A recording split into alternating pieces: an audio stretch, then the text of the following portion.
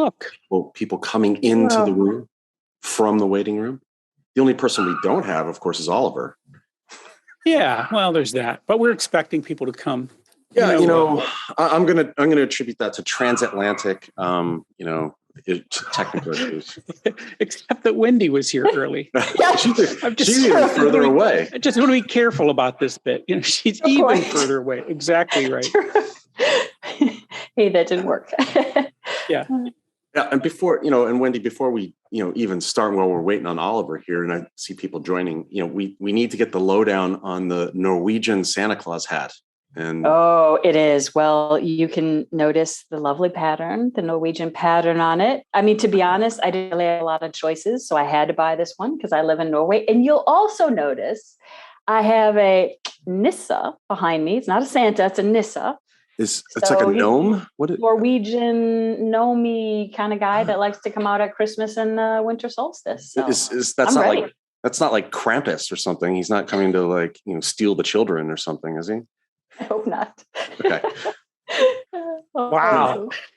Thanks. Let's just take it right there. Welcome everybody showing up here. And that's it. Thank you, everybody. Have a Merry Christmas.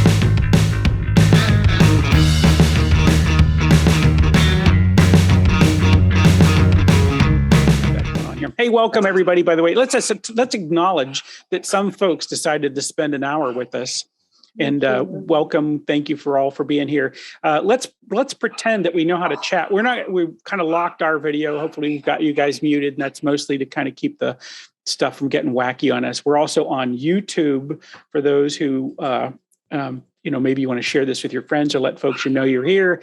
There is the YouTube link. I just stuck that in there. That's the ability to kind of watch us live over there. I stuck it up on my Twitter feed as well. The one thing I wanted to say, what was the one thing I wanted to say, Chris, besides ugly sweaters, besides this? Where are you? Well, we got you all muted, and we will unmute you as we need, if that makes sense. But we're letting you start video and that kind of stuff. But we'd love for you to use the chat to ask questions or to just be part of the conversations. But how do we get you started? And we just have everybody stick inside the chat. Where in the world are you? Because I don't know. I mean, some of you I know, and some of you I don't know. And maybe you want to know each other. So I think you should be able to go into the chat and kind of tell us where in the world you are. There we go. Dan got us started off in Fort Collins, Colorado, and Elizabeth in Charlotte, North Carolina. And I know that Kulwinder is in Toronto. Oliver, you're in the UK today. I guess that's why he's wearing a jumper and not a sweater. Brian in Pittsburgh, Pennsylvania. And of course, Wendy is in Norway, Portland, Tennessee, and of course, Greenville, South Carolina. All right, that was just kind of the orderly stuff. Folks will come and go as we go along. Oh my gosh, there's Shashi Shrimali back to the. I just saw him show up in the waiting room. Remember how we get Shashi, everybody? How do we get Shashi to show up on a call? We rub the lamp. You rubbed the lamp, and Shashi Shrimali from seasons. I don't know, was that 1 and 2 or 3? Something, 1, 2, and 3. Yeah, shows up. So, in the past. Ladies and gentlemen, please help me welcome Chris Lockhart.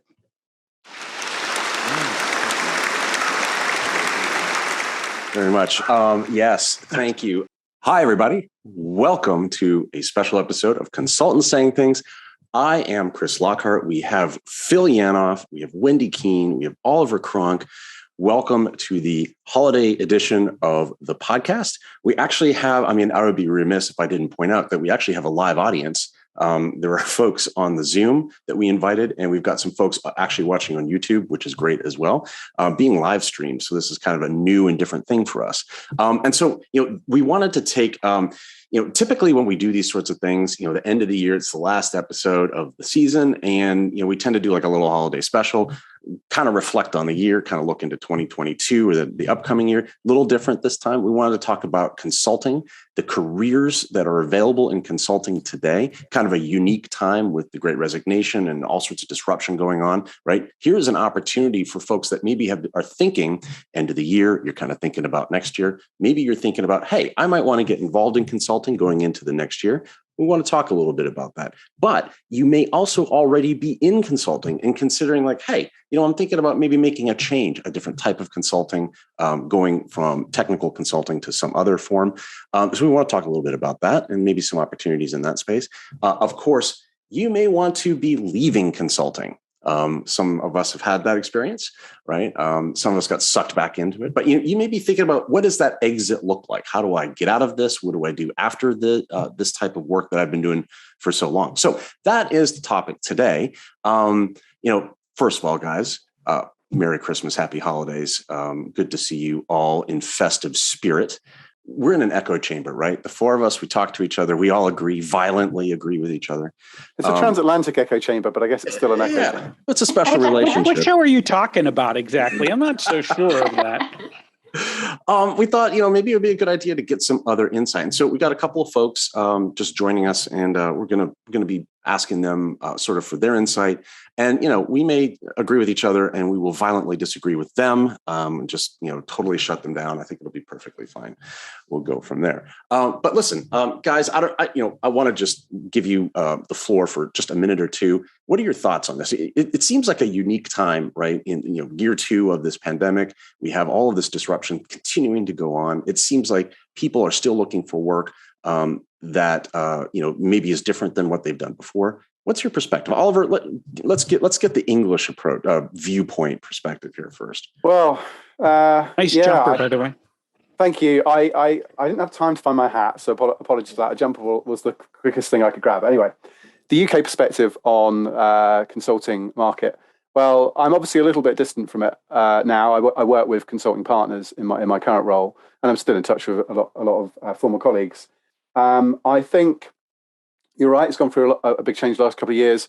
I think there is a lot of reflection going on. It's interesting to see the different firms in the UK talking about different policies around whether people will work from the office or client site or so on. So a lot of the big consulting firms sort of changing, policy on that, quite, flip-flopping on it quite a bit at the moment, which I think is sort of driving a bit of frustration. But I think generally uncertainty and change is a good thing for consulting firms, right? Organizations need to be guided. They need strategy advice. They need various other services to kind of help them get through the other side. So I think the consulting market is looking pretty good. But people's attitudes about whether they want to continue in this area, I think very much depends on how much they've reflected during this time where, as you said, you talked about the echo chamber, Chris. I think people's sort of worlds have shrunk and they've perhaps taken stock. And I certainly talked to quite a few people who are thinking about that. What's interesting is someone I know has gone down to a 4-day week with their company, and the extra 1 day on a Friday, they do other things. And he has actually just published a book, a children's book, which is really, really sweet. And he's just put it on Amazon and it's on sale ready for Christmas. And that's a really interesting example of someone not quite getting fully out of consulting, but they're doing a side hustle thing 1 day a week. So there's some interesting things going on out there that I'm seeing. That's fascinating. And I mean, you're in a big company having done consulting in the past, right? Wendy, you are doing consulting, continue to do consulting. What's your 2-minute take here on this real quick? Mm-hmm. What's the Norwegian perspective? Oh, well, I'll give my sort of global perspective anyway. But so Oliver, I agree. There's so much change that organizations need to be guided through. So I think that's a lot of the opportunity, as well as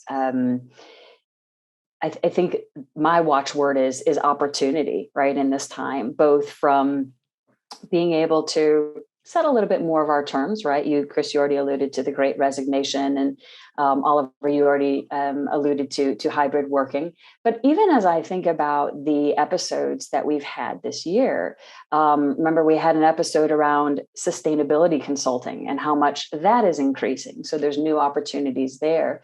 We also had an episode that I think back to around entrepreneurship and different models of consulting, and the true ability today to be able to work on your own and kind of make your own way like never before with the technology and the digital that we have as well. So I think the outlook is good, and I think the options are bigger than they ever have been. Phil, you deal with, should we call them the cats? We deal with cats all the time, right? That are looking for work, right? And I was wondering if you've got a view on this, because I know we talk about this quite often, right? Yeah, well, I mean, the thing that I see, right, and I'm running events, right, even though we went from doing them live and in person to doing them digital, we've been doing this over a year now, but we still see lots of people who are looking for that next gig, and we have lots of people who are looking to hire them. So I think it is a vibrant market at the moment, and again, it's always better, right, to jump in when it's really is vibrant like this. And why I think it's vibrant is there are opportunities to kind of jump in, and there might even be internship or apprenticeship or training programs attached, so that, if you're looking to get in, I mean, might be a good time to grab a hold of some firm that can actually help you understand the gig even better. So I think this is a good time to be doing this. I want to bring in an acquaintance of Phil and I. His name is Joel McCreight. He is here. Can we bring him up, Phil, and unmute him? I'm not sure. Oh, there he is. Hey, Joel. So good at Joel, this. Yeah. And we're getting better as time goes on. How you doing, Joel? Listen, I wanted to get sort of your take on, because you kind of work. I know you work in the consulting space and with technical consultants, but you also have worked in the past and do stuff today on the front end, right? As people are thinking about getting into this career and thinking about like, well, hey, maybe I want to do this. I kind of want to get you. Well, first of all, you can tell us what you do, and you can plug your company too while we're at it. But I was wondering if maybe you had some insight, and whether is anything really fundamentally different now from your perspective in the hiring process? Well, sure. There's been, a lot of changes. And hi, I'm Joel McCreight, and I'm with Tier 4 Group, and our company's based out of Atlanta. I'm based in Greenville, South Carolina, and we do IT staff. At a core, we do IT staffings, IT talent, provide that talent to companies. And so we have a ton of recruiters. We can't hire enough recruiters right now, and we do some other IT services and so forth, and into consulting and things. But yes, there's been so many changes, so it's hard to address all of those, right? But in general speaking, the market ebbs and flows, and the market is incredible. I mean, a year ago, outside of IT, we specialize only in IT, but just jobs in general in the U.S., for instance, there were 5 million, around halfway through 2020, there were 5 million unfilled jobs. Well, that's doubled. That was doubled in 2021, about over 10 million jobs, right? Unfilled, and people are just incredibly hiring. And that was the case before the Great Resign or whatever, and those issues. So all the dynamics are changing at warp speed, right? But I can tell you that this was an absolute candidate market, and some of our clients can't seem to some of them can't wrap their heads around the fact that salary amounts, for instance, have changed since May and since June. I mean, what, $5,000, $10,000, $15,000 more a year, so we're seeing a lot of changes in the amount, of salary amounts. And I will say that some of the dynamics to include the work from home. Around 75% of all IT people in the IT career are pretty much hardcore. I'm going to work from home now. You know the old saying, you give the devil an inch and he'll take a mile. Well, because of the pandemic, and they see how productive they were. And many of the best companies, like I have a client that they were so hardcore, all their IT staff had to be located in the area and on site, et cetera, when the pandemic happened. And then I had lunch with that IT leader, and he's like, man, we will never go back. He's like, my people are more productive than they've ever been. And now I can hire talent from all across the country instead of just who will move here or who's living in our local. So I could go on and on and on, Chris, about the changing dynamics. But I will say this too, I think around, because with consulting, I believe when the market's not good, more consultants are made. When people lose their job and they go, I'm kind of tired of this mess, I'm going to take control of my own destiny. And I'm just going to start consulting when times are bad. And then as the economy comes back and hiring comes back, they start flourishing if they've done a good job with building that company. And I've built a company like that myself, right? But I'll say that that's a factor. But right now, a lot of consultants, I think, have a tendency to leave. And the reason being, there's so many of those jobs that I was talking about, right? So they get tired of the push and the grind. We know the cowboys, cowgirls, the mavericks, whatever you want to call them, that like that control of the destiny. But you're right. When you're offered a job that's paying 30% more than it was paying a couple of years ago, and you can work from home and you can get your benefits and do this kind of thing, and you have that certain security. A lot of people are taking those gigs. You are seeing a lot of growth in a lot of spaces, and I get that. I'm kind of curious from your perspective, what are you finding? And obviously we're talking to a tech and consulting audience, but what are the roles that have been hardest for you to fill, right? I mean, because you're one of those guys that's going to know where the pointy end of the stick is on this. It seems to always come down. There's always these weird and hybrid roles and exceptions and things like that.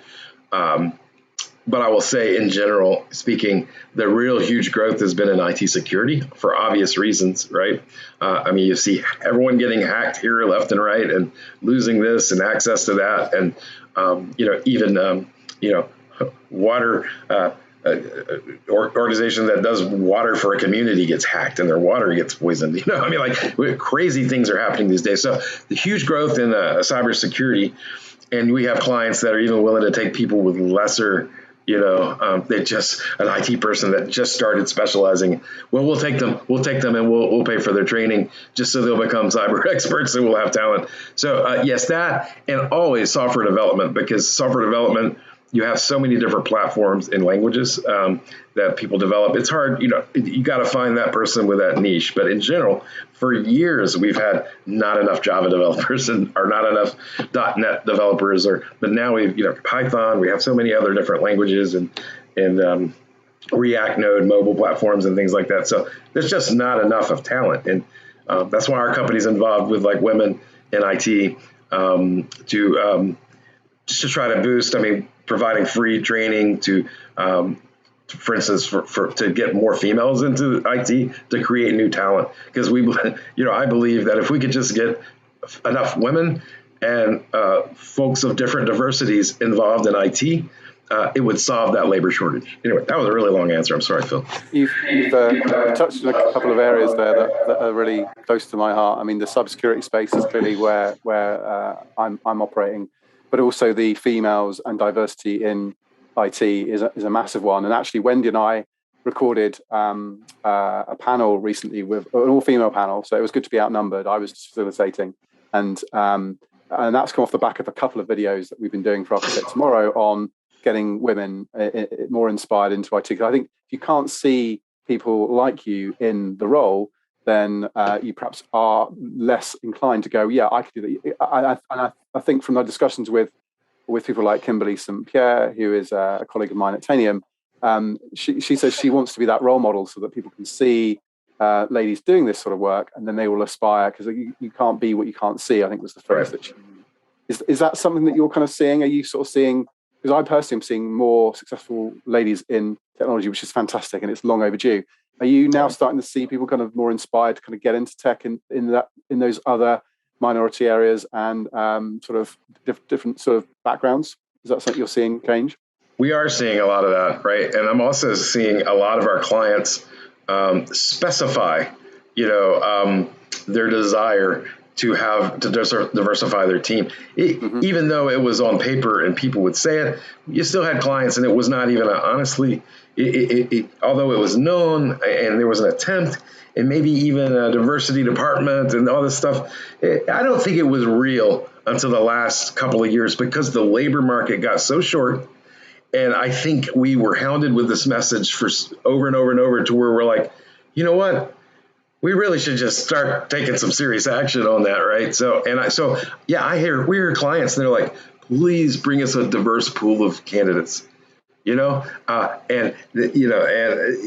know you can't hire based on sex, religion, and gender and things like that, right? But you can certainly make sure and ensure that those folks are candidates for your positions, and you can certainly give them the opportunities if you feel like they have the right skill sets and can be developed. So, but we're seeing that, plus our activity with women in IT. I mean, it's amazing. I mean, every 6 months we have we provide, we don't, but I mean, we sponsor, but we have a group of companies, but they sponsor, a dozen women getting free training, like for instance, in cybersecurity. And then they're given laptops and they're given jobs. And these are all single mothers of lower income, right? Just to give an opportunity and then they get jobs if they complete, their training path, and it's really great, So one thing I would make sure that, you can be a generalist. I see them, right? And sometimes they're successful. Oh, I just fixed this. I can do anything really. Just let me know what the need is. But I see the most success is identifying a niche, right? And getting very, very, becoming a master of that area, right? And I think having that also creates them the ability to market yourself that way. And so when you reach out to recruiters or companies, and you identify the people in those companies in those areas, you start networking and you start saying, hey, I do this, and this is what I'm an expert on. It's easier to sell that than to be, hey, I'm this generalist person that I'm pretty good. I can wear 10 different hats. And isn't the issue on this, Joel? I mean, the thing is, there's just no differentiating in the generalist category, right? The thing is, you can get away with being a generalist, but you should probably lead with some specific examples of things you've done. I mean, if you're in the experience side of this thing, I think that starting off with like, you know what, I worked on this, I made this happen. Someone asked me this question just yesterday, how do I tell these tales? And I said, there was a starting position they were not happy with. You helped them build a bridge to the new position, and there was some real tangible result at the end. It's as simple as creating those bridging stories. But I think that, from an advice standpoint, if I'm going to go talk to Joel, it's like, I want to show up with 3 stories in my pocket that say, this is what we worked on, right? And it's not, I did it, because these are all team environment kind of things now, right? But this is it. This is where I worked and what I did to help. And if you can tell 3 stories, here's the deal. If you can tell 3 stories, people assume you have a pocket full of them. But all you need is 3 to get started. Right. That's true. And, one little tip here, Chris and Phil and the gang, is if you really become really great at something and it's really niche and you're high demand and you're at this company and you want to leave and you want to do consulting. Well, here's my first suggestion to you. If we were having a beer, right? I'd be like, well, let me ask you something. When you leave, what will that company do? Are they going to try to hire your position? Or can you go back to that company and say, you know what? I'll deliver these same results on my own schedule and you won't have to fill this position, and you bill them for a reasonable amount of money where they actually save money, right? And you still deliver what they need to fill that role. And then you have a first base client to build your consultancy off of. And I've seen that work. I've made that suggestion for some people. And they turned around. They're like, I can't believe it. They said, yes, they'll hire me as a contractor. That is awesome. Yeah. Joel, thank you. That's a life hack. Yeah. Life hack for consultants. And I think that, listen, I appreciate it. And listen, I thank you for your time also. Sure. And Absolutely. We'll grab a beer here sometime locally in Greenville, South Carolina. So Joel talks about, right, like, getting into, right, in the front end of all of this, once you're in it though, right, or you're in a corporate environment. We've got someone that I actually work with currently. His name is Brian Lindner, and we'll get him pulled up. But, Brian's got an interesting sort of story too, because, Brian worked in, well, I'll let him tell a story, but, sort of a corporate to consulting kind of story, right? And, not just any consulting, high dollar strategy consulting, right, Brian? Yeah. As Chris said, we work together. And I'm glad I got the memo in the hat. Yeah. One of the tips, well done, friend. Be prepared. That's one of the big things for people as they're entering. Be prepared for anything. But so my background, as Chris said, I've worked in sort of the corporate healthcare world for a number of years, primarily a couple other places. Before that, and this will sort of go into some tips maybe on helping people entering consulting. Before that, I actually worked for an IT consulting company for just a few brief years, and it was sort of right out of school and doing things there.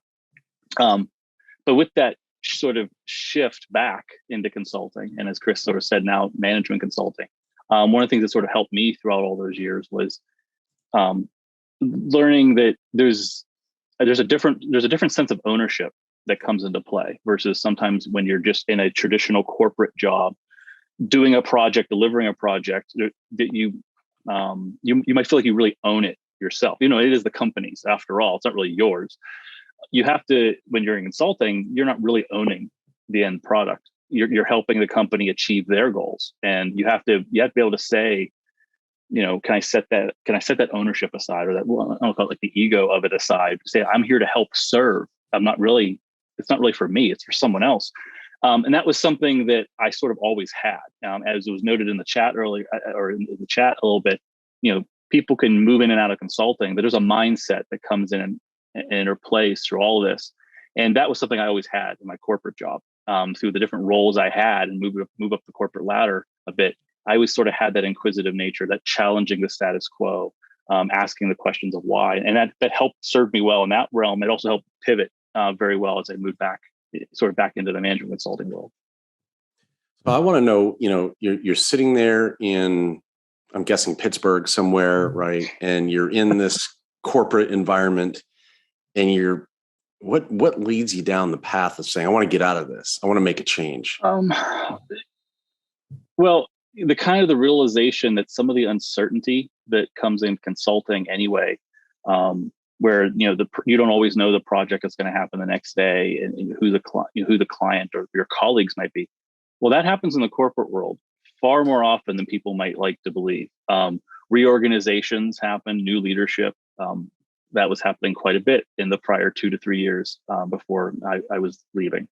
So that sort of led me to think about stuff and create, started to create some networking opportunities and connections out in the world to say, hey, what would be there? And then just through a series of opportunities and both positive and negative unfortunate events, sort of things came to fruition. And then I got hooked up with the company that I work for now. Originally as a contractor, and then as full-time. So I tend to think that there are a lot of folks out there that are sitting in that cubicle at this time of year, especially, right? Looking at the calendar ahead and saying, how do I get out of this? Right. And maybe I've always thought about like, hey, I've always thought about either doing my own thing as an independent consultant, or, joining a consulting firm and having the glamorous travel, right, and all that sort of stuff. Or, we don't do that as much anymore, but, having all of that aspect of it. And I got to think you navigated that, right? And maybe you have some pro tips, some life hacks. The big thing I'll just say is you have to sort of lean into your career and your job. If you can be a leaf in the wind, or you can be trying to take some control of it, and that's true whether you're going to be in consulting, like true consulting, whether you're going to be independent or with a firm, or whether you're going to be in the corporate world. There are things that you can try to take control of, and you can be in the corporate world, but still treat it like a little consultancy. Ask better questions. Don't just leave every meeting with, oh boy, that was great. Okay, it was a wasted hour. Make sure if you're in the room that you're prepared and you're actually participating. Become a name. Don't just feel like you want to fly under the radar all the time. Ask questions why. One of the things I used to be jokingly famous for was like saying no, saying no, or strategically using the phrase "I don't know," and not using it as a shield and deflection, but using it as a true thoughtful moment to say, okay, we need to think about this. There's a moment we need to take and pause. Let's regroup tomorrow morning and come together with some thoughts. And if you don't overuse those, they become very powerful tools and actually looked at and respected, to where people, when they hear you say that, they're like, oh, wait, there must be something going on, because people are raising that. So there's things you can do, whether in the corporate, that sort of get your mindset shifted. And then whether you want to take that full leap into the consulting world, or sort of the mini internal, that's a choice. I think it's a massive self-awareness thing, isn't it? That you can take control of your own destiny. I've seen many people sort of just get stuck, in a certain role or a certain niche, because they're just not really enlightened. And I think for me, that was the biggest sort of epiphany I think I probably had in my career, was I can proactively choose to learn new things and pull different levers and network in different ways and move to a different industry or a different role. And I just don't think that really gets learned, through our education system, is it? I think our education system is a bit of a sausage factory, I think, in most Western countries. Very much so.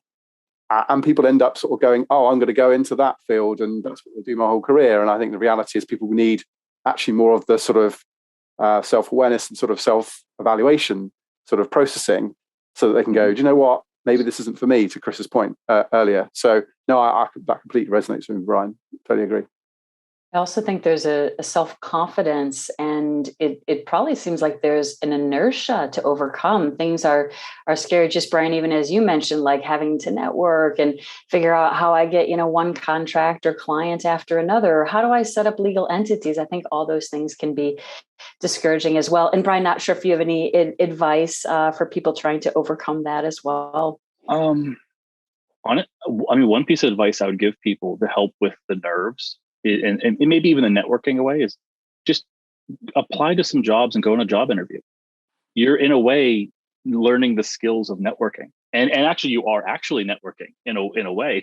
It's just maybe a very strategic one, but that too that helps, I think, with people getting out of their comfort zone. And there's nothing wrong with going on job interviews, every year or every 18 or 24 months. You may not absolutely want to leave your job, but you're just exploring sort of what's out there, and you're staying abreast of what the larger industry is sort of doing. So you can use it a little bit of a fact finding and a soft networking, because in a way, the person who's talking to you has to talk to you. So you're not really having to worry about an icebreaker, because the icebreaker is you're in the room, effectively. And it's also going to force some questions to come up. So I think that's a soft way to do it. And actually, I encourage a lot of my employees to do things like that at times. Like, feel free to see if the grass is truly greener, because if it is, you should be happy. So, Phil, you run those kinds of events. Is Brian on target, or is he just full of it? That's just awesome advice. It is awesome advice. And the thing is, we find ourselves so easily just running the same loop again and again. I mean, and I really, this was kind of going to get to my next question is, how, and this could be for anybody, but I think in Brian, Oliver, and Wendy have kind of already started pieces of this, or this conversation, which is how, what is the cadence for saying, you know what, let me do a little review here and decide, am I really doing what I want to be doing? And am I thinking constructively about, is my life allowing me to execute it in the way that I want to? I always say we want to be values aligned, right? Whatever that might be for you. But if there are things that are important to me, am I getting to do those in my work? And if not, can I move things around? I'm kind of curious, Brian. I mean, so the specific question, I know I buried it in a bunch of other gobbledygook, but the question was, what's the cadence for that? And perhaps what's the method? Is there some simple set of questions that you ask yourselves, and how often do you do it? I did it in my career probably every 2 years. I would ask myself, what am I doing? What am I doing? Now, I'll admit, I was not the most obsessed with my career. I was not trying to just climb the ladder or doing something like that. That's things I maybe recognize a little bit more later. But I would still occasionally, is this these kind of projects, I should be, involved in? And I would actually talk to my management at the time. And I try to pair it with things that maybe they could be doing and offering solutions to things that were causing problems in different departments. But I think 2 years is a good horizon to be sort of just revisiting and seeing, what you want to do. Are you doing okay? If you do it like in I know people that do it every 6 months. Sometimes that could be a little too short. You may not be really getting any meat on the bone, so to speak. And if you go I know people have never done it, never really asked the question, or go too far long, it could be too late. And the answers don't have to be switch jobs every time you ask yourself these questions. It could just be a conversation with your boss. Or is there a slightly different role? Am I ready? Sure, maybe if you're ready to move up or down a promotion ladder, but it might also just be, is there a different role in the department you're in to do something, just to help out? And it also reminds them that you're growing external to what their viewpoint might be, but you're growing internally as a person too. So they need to be help supporting you as well. I think that's good stuff. Listen, Brian, I appreciate it. Yeah. Let's get that deck done for that client. And Yeah. No, listen, I think Chris and I are going to be sitting here drinking Mai Tais. Can you go off and get that deck done so we can get this right now? Yeah, I got it. That's well done. No, I mean, I think, because, I go back to when I was in the cube and thinking like, am I going to die here, like in this cubicle, and no one will notice, right? That was my biggest fear, right? Sort of the opposite of the guy with the red stapler in that movie, right? It's like he just kept getting paid even though he had been fired, right? This is the opposite. You die and no one notices, right? That'd be horrible. So, Brian, I think, that the things that you talked about, I mean, resonate with me. It's like, what are the things I need to do to begin to make that change? Obviously, that mindset, I think, is something important. So listen, thank you. Appreciate it. No problem. I think Thanks for having me. I think as you, and Brian brought it up a little bit, right? You're in consulting and that mindset travels with you, even though you may do different forms of consulting along the way. Right. And I know we've got, let's see, is Max? Oh, there's Max. I see Max up there. We're going to highlight Max because Max has kind of some perspective on this probably as well. Right. So Max and I worked together years ago. I think Max, you maybe also worked with Shashi a bit as well, or I don't know. It's a blur. It's a blur, Max, of all the people that we've all worked with. But I know, we started out in management consulting together, right? Advisory consulting, right? There was no implementation. It was all, CEO, CIO level type stuff. We were required by an accounting firm, right? And that shifted the type of consulting kind of that we were doing in some areas. And then you went on sort of your own journey, right? Of some technology consulting. I know now you're involved in data and some products and services and offerings that is maybe different, right? And so there's that change. Once you're in consulting, right, there are different career opportunities open to you. So, I mean, now that you're spotlighted, right, I want to put you on the spot. First of all, welcome, happy holidays, Merry Christmas. But, want to get your thoughts on sort of that journey that you went on, and maybe some insights for folks that are thinking, right, maybe I want to change from technology to management or strategy advisory consulting, or the other way. Absolutely. First of all, hey, thank you, Chris, for inviting me. Excited to be here and share some of the things I've been doing lately since working with Chris and Shashi and others at Booz, and then PwC after that. But so just very quickly, so I currently work for an AI call center AI company based out of Boston, and I'm actually part of their client advisory team. And my role is to actually help our clients get business value from our products and services, and also help shape some of the product stuff, also sales. I also get a little bit involved in the marketing aspects. So it's actually a 10-year-old company born out of MIT. It's been in the business for, I would say, commercially, it's been in the business for the past 5 years. And we just recently raised Series D funding. So looking forward to growing and expanding and lots of exciting things happening. But yeah, you pointed out, just real quick, you pointed out, Max, you're involved in sales, right? And, I think a lot of folks, when they think of consulting, maybe management consulting more so than maybe technology, but, they may not be thinking, I have to do sales. Do you know what I mean? Right? It's like maybe not one of those things that they're really thinking through. Oh, yeah. I mean, I think it is, sales is part and parcel of consulting. If you cannot be a good salesperson, I don't think you should be in consulting at all. And I'll admit, right, and I'll be the first one to say that I'm not the best salesperson on the planet.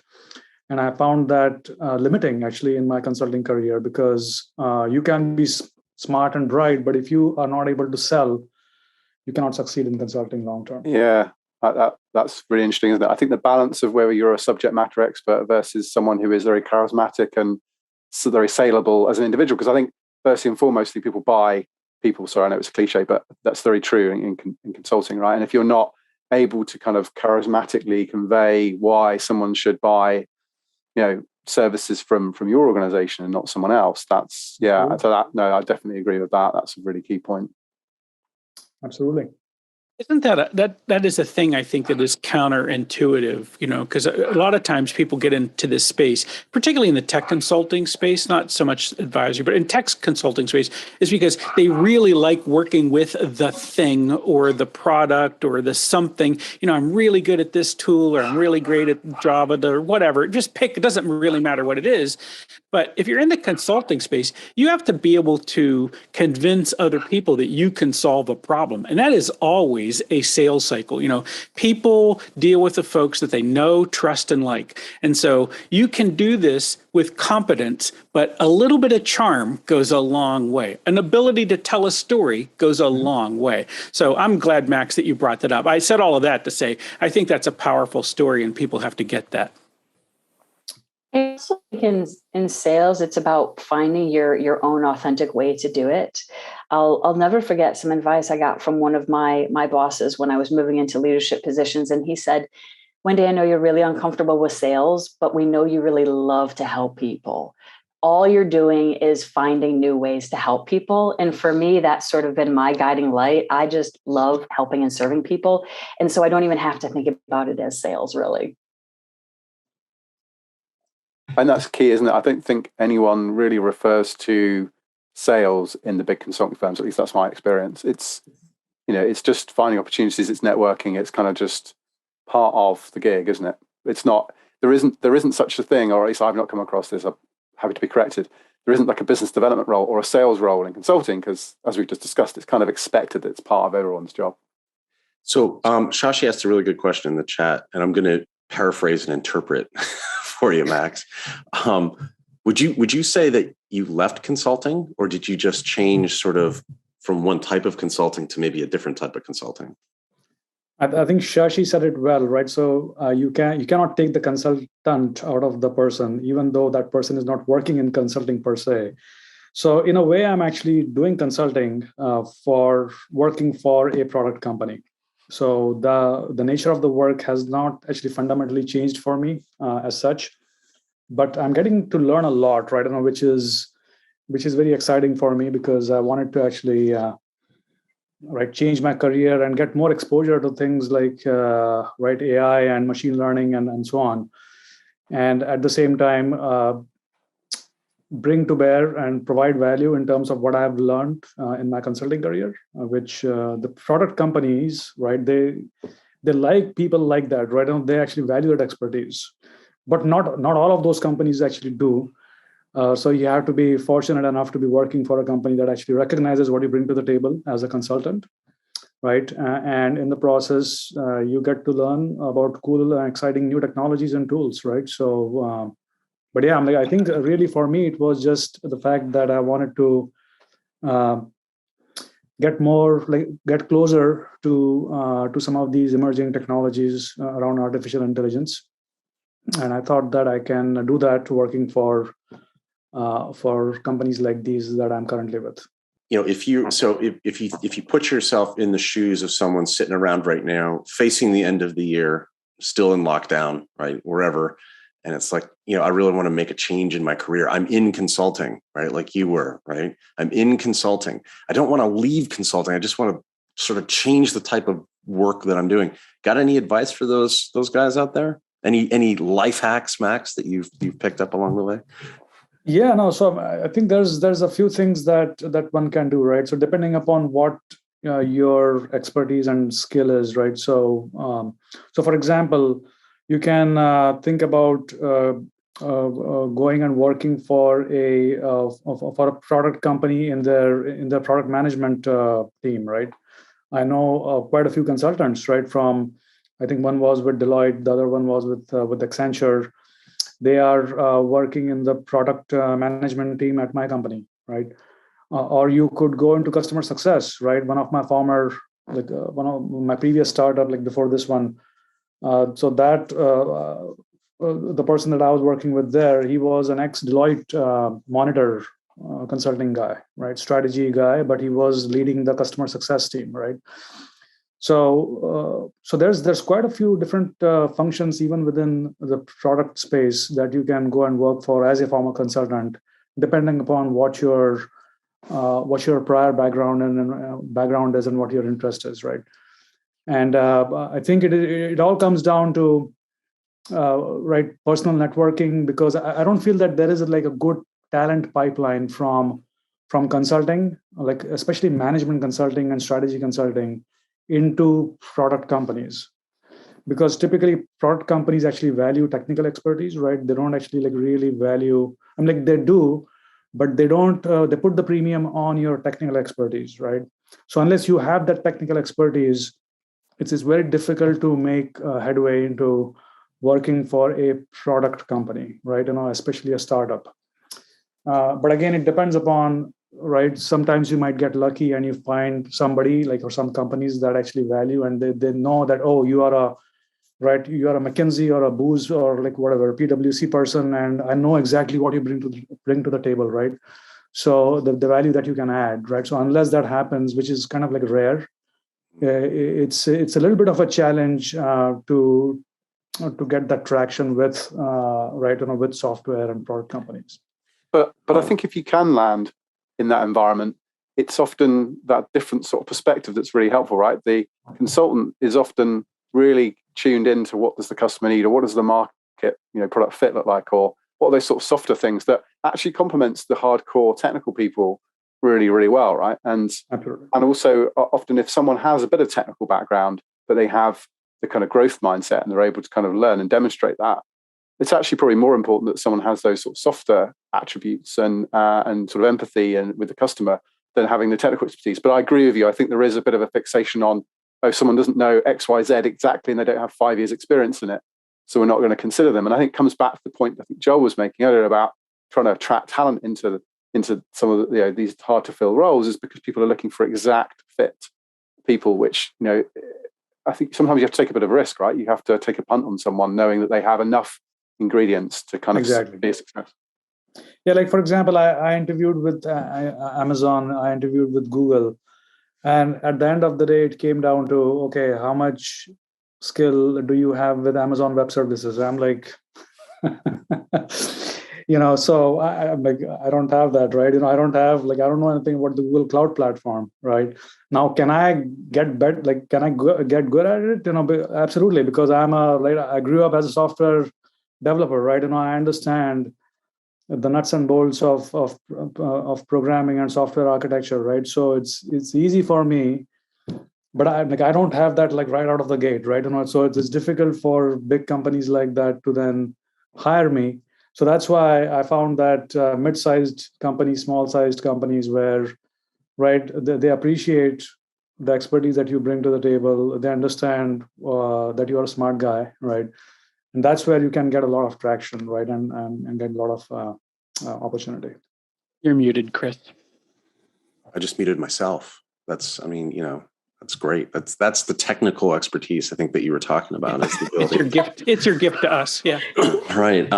Max, thank you for joining us live from Texas. I think, it's great seeing you. And right. So, Ian, there he is. Hey, buddy.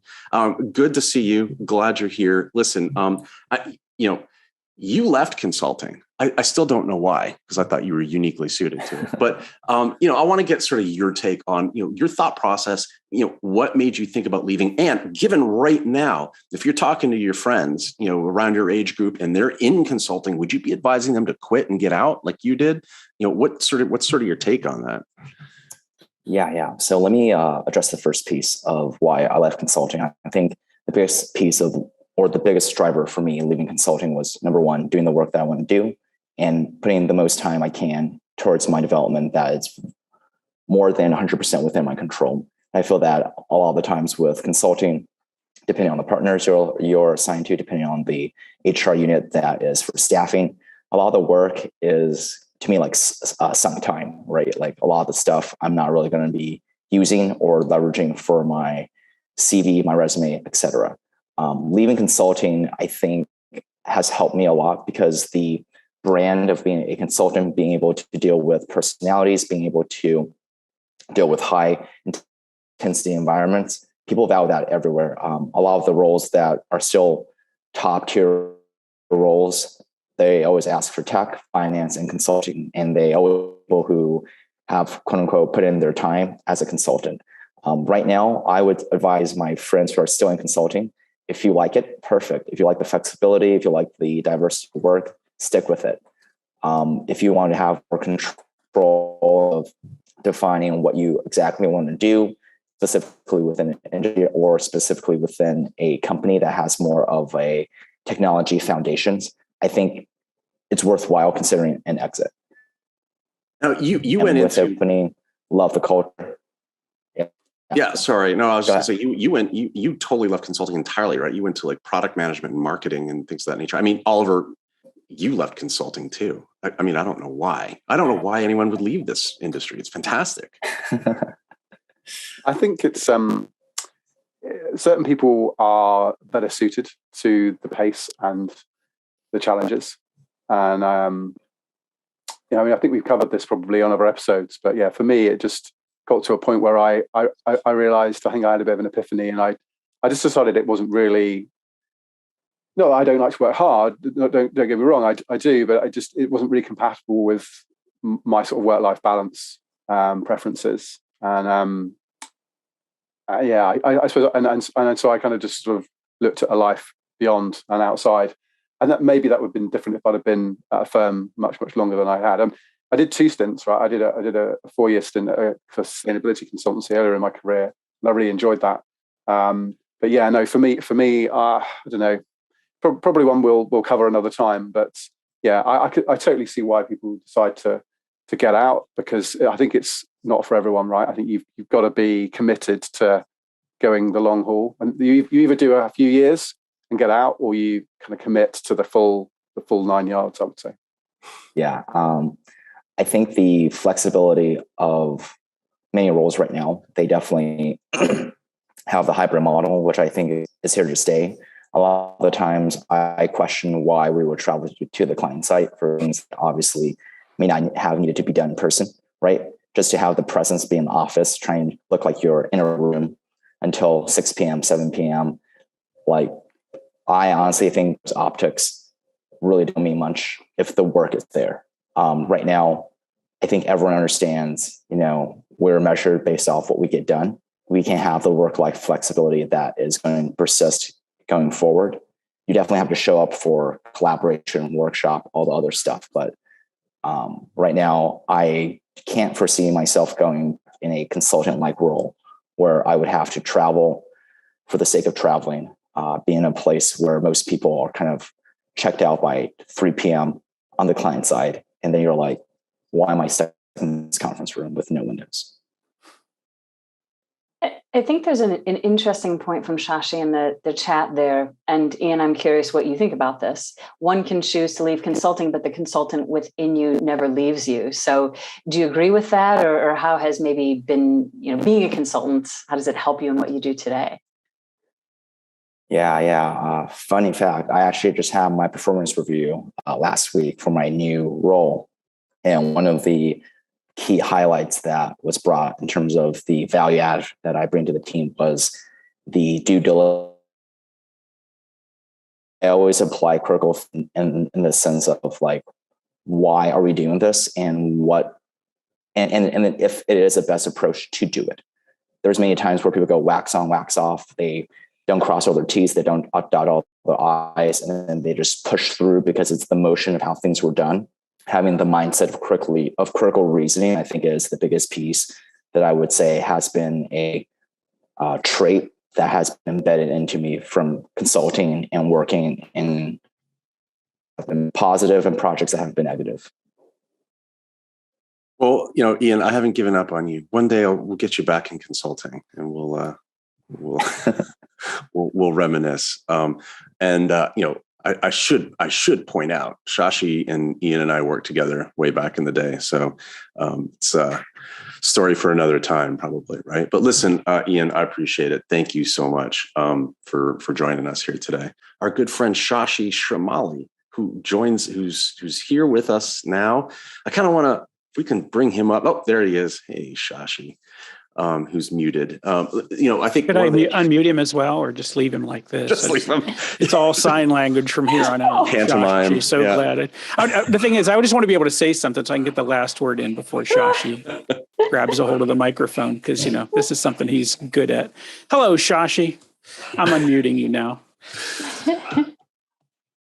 Shashi, listen. You're unmuting you.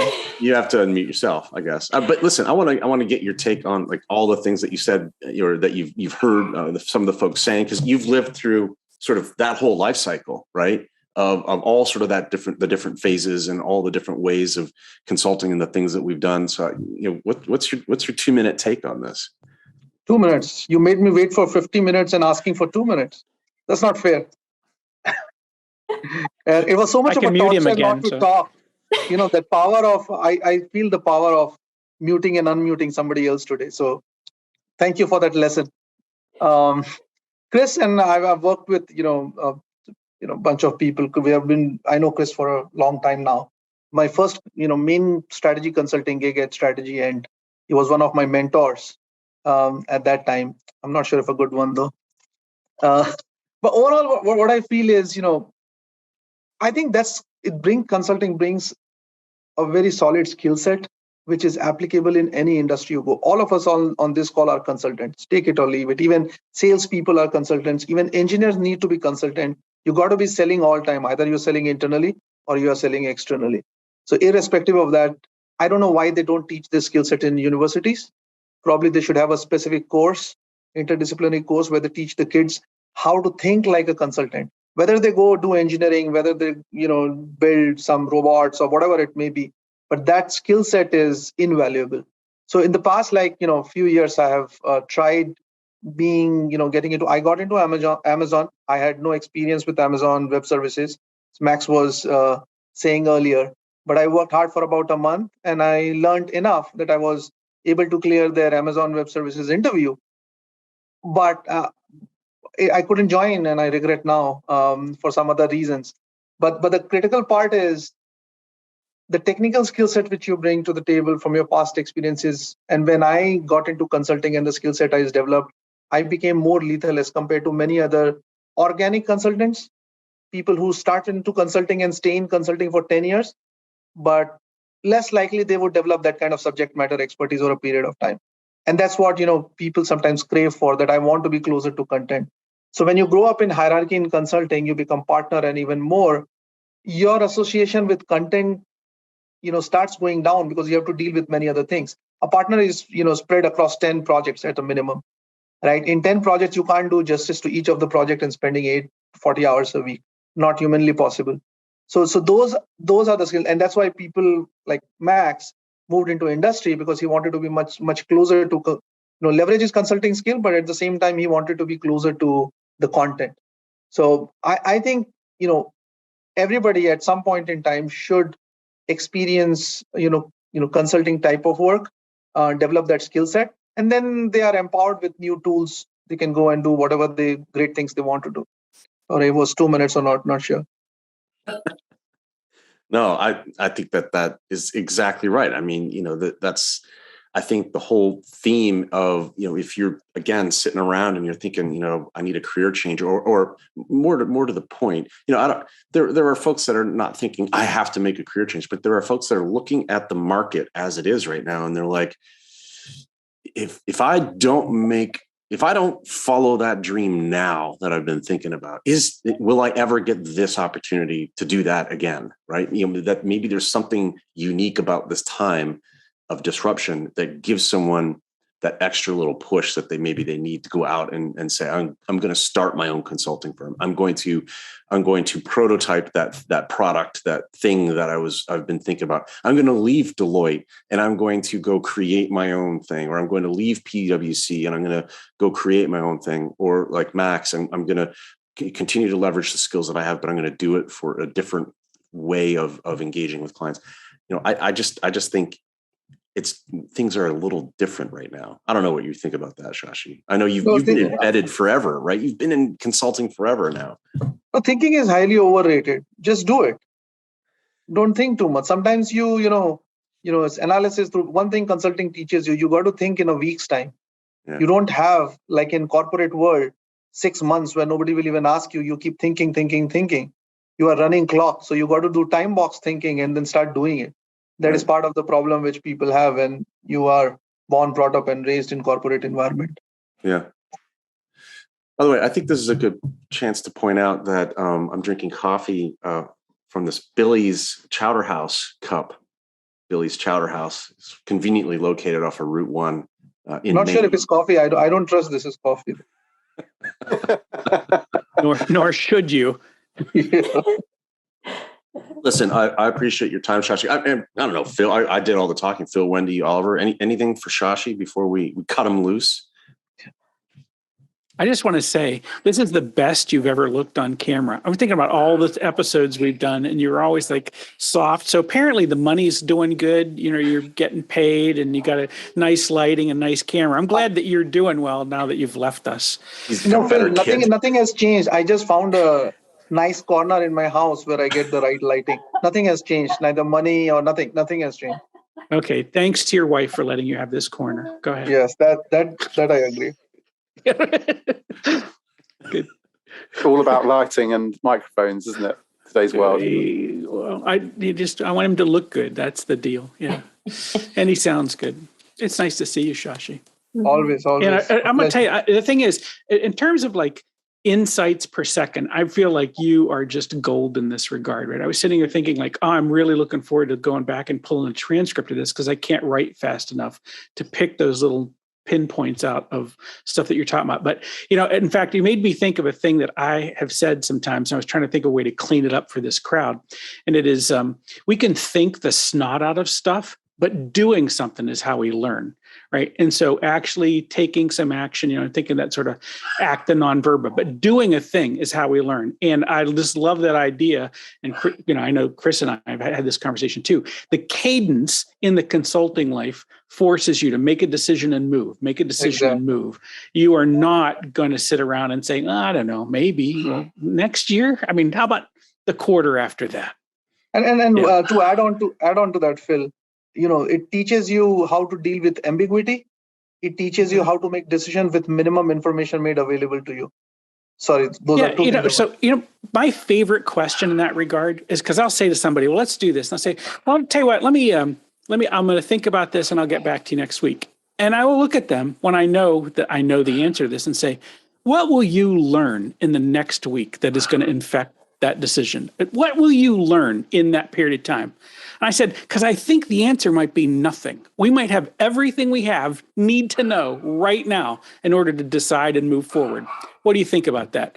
And, you know, at least half the time, they're happy that I called their bluff. We make a decision and we move forward. There's also the other piece that Shashi brought up, Phil, which is, you know, all things being perfect, maybe you will uncover some new data in that next week and make a decision. But the reality is, chances are that information is just not available anyway. So even if you know you could go after it, you're not going to find it and gain any insight from it, right? It's not there. You got to.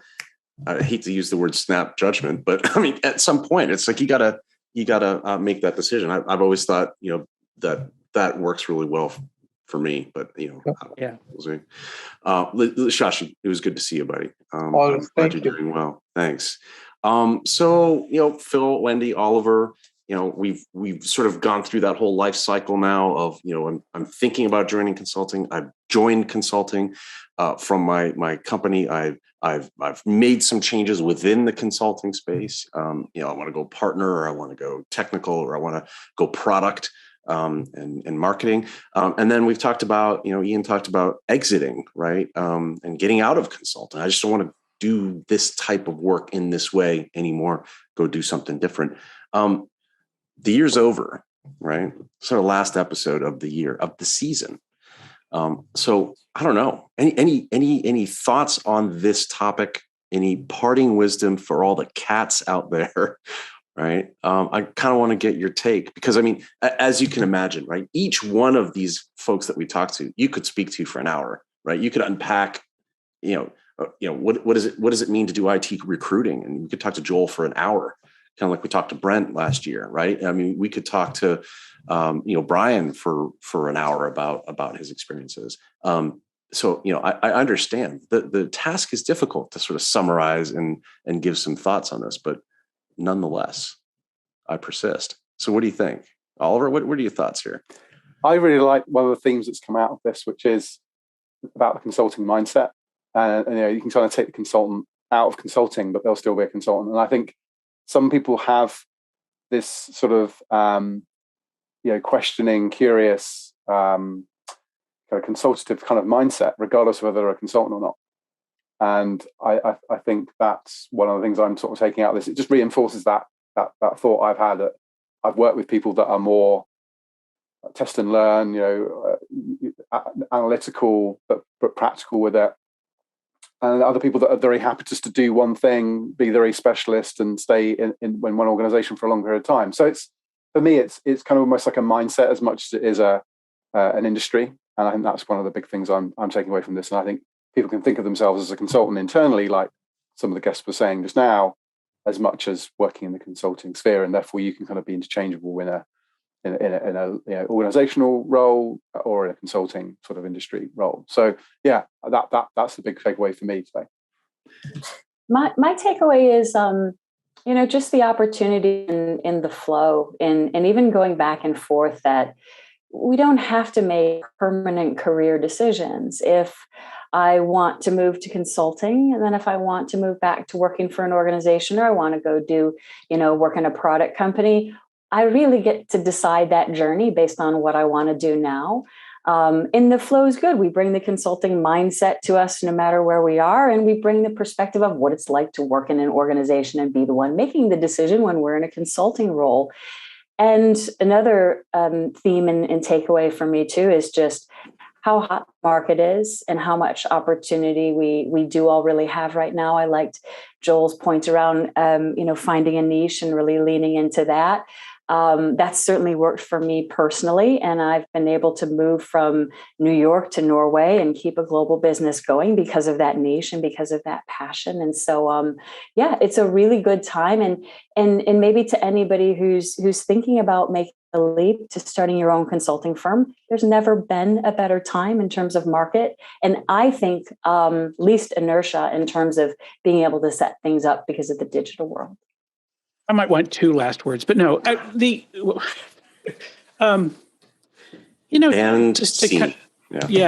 put all of that bit in there for both Oliver and Wendy. I mean, this is an incredible time, and I think this can still be.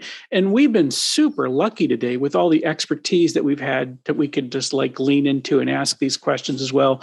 They're not just points of view, but I mean years and years worth of experience, and I just think that's really fascinating. I guess I'm thinking in this moment to kind of cap on where Wendy was, is that it is a world full of opportunity.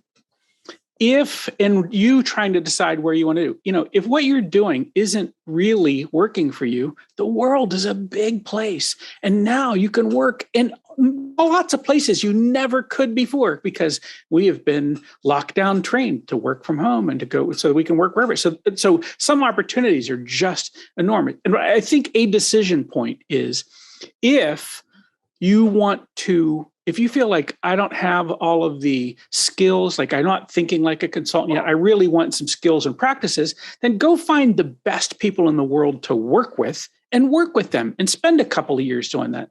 But if you have done all of that and you think, what I really want to do is to crank the cash machine, I think that's the point where you go decide, all right, I'm going to go figure out how to do a thing on my own. And I say it's either cash or flexibility. There are two things that you can get from doing that, and you got to decide what those are for you. But if you can get to those bits, that's how you go off and decide you're going to do a thing. And let me tell you, it's hard work, and you're not going to get to always do it. One of the things you're going to learn is there's an administrivia monster that's going to try to swallow up and make itself more important than the actual work that you are doing. And so you have to figure out how you're going to balance all of that stuff. But if you're in it to learn, go find the best people in the world and figure out how you can join that team. So I think this is a wonderful time to be doing what we're doing. Yeah, no, I agree. And I think, the skills that consultants generally historically have brought to bear against their client problems are in just widespread demand, right? That analytical problem solving. I loved how Shashi pointed out, right? Like everyone's a consultant in a way, right? I mean, those skill sets are so necessary for so many things that we're trying to do today. And it almost doesn't really matter if you're in a company or not, right? A lot of those skill sets are similar in problem solving. So I don't know. And I think, like we've said, the coefficient of static friction, if you will, of getting off what you're doing and doing something else right now seems a lot lower than it has been in a long time. Right. I mean, I honestly, I think you have to go back almost to the 2000, the millennium, right? When there was all of that churn going on around the internet industry, there was so much different stuff happening. I in my view, it's like a gold rush, really. If you want to be in this space, now's the time, I think, to make that move or make that decision, or leave the space for that matter, right?